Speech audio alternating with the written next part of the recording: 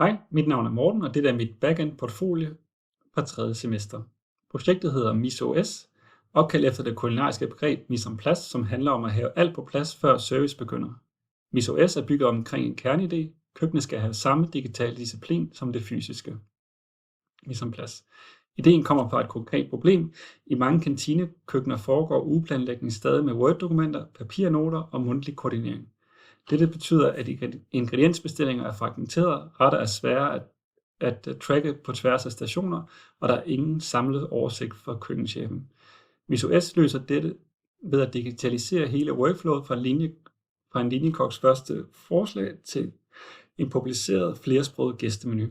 Systemet er rollebaseret. Linjekokke foreslår, køkkenchefen godkender, og gæster ser det endelige resultat uden at logge ind.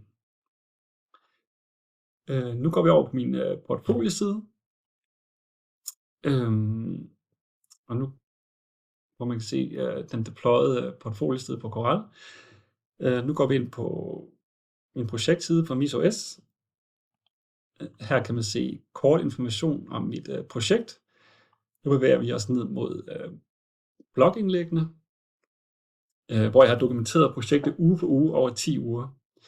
Her kan man for eksempel se refleksioner om designbeslutninger, hvordan jeg byggede komponenter af servicelaget og integrerede eksterne API'er.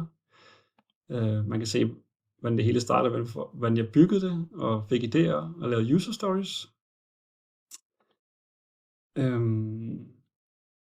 Alt i alt giver bloggen et detaljeret indblik i udviklingsprocessen, og man kan følge hele projektet fra idé til færdig backend.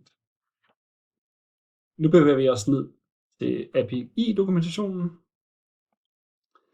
Her kan man se alle endpointsene, der er udviklet, hvilke request man kan sende, og hvilke response-objekter man får tilbage. Hvis vi går ind på Dish Suggestion for eksempel, så har de fleste endpoints en lifecycle, så udvikleren hurtigt kan forstå, hvordan ressourcen bevæger sig igennem systemet. På denne side findes der også dokumentation på, hvilke felter der skal med, og hvordan serveren svarer, inklusiv fejlbeskeder.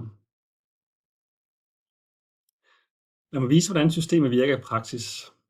Jeg bevæger mig over i IntelliJ. Jeg kører mod den deployede version på misos.corel.dk. Jeg har logget ind lige nu som både linjekok og hedge. Når jeg logger ind, så får jeg et respons tilbage med et JWT-token, en e-mail og en rolle. Det token sætter jeg authorization headeren på de efterfølgende requests, jeg laver. Nu bevæger vi os over i Dish Suggestion-ressourcen. Her vil vi gerne prøve at oprette et menuforslag til den efterfølgende uge som linjekok, så jeg sender et post request på serveren med en payload.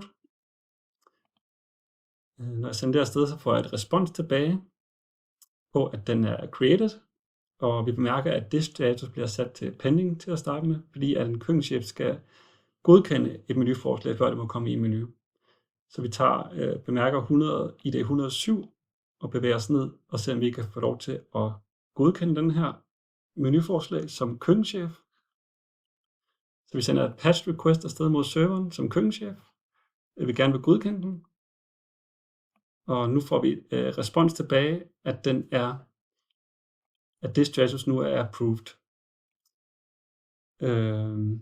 Når køkkenchefen godkender det her forslag, bliver der nu automatisk oprettet en ny dish i systemet, og det sker ind i servicelaget som en del af approved-logikken.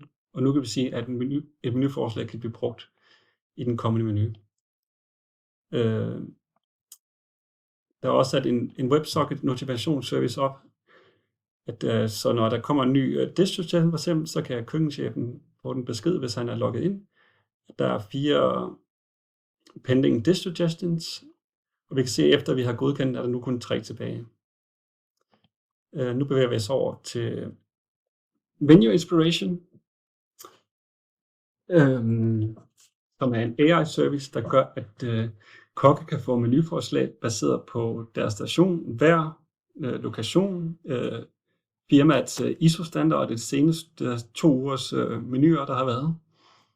Og det kan se sådan her ud. på en GET request mod daily, at en person på det kolde parti kan få det her respons tilbage. Det var alt, jeg gerne ville vise fra MIS OS. Tak fordi I så med.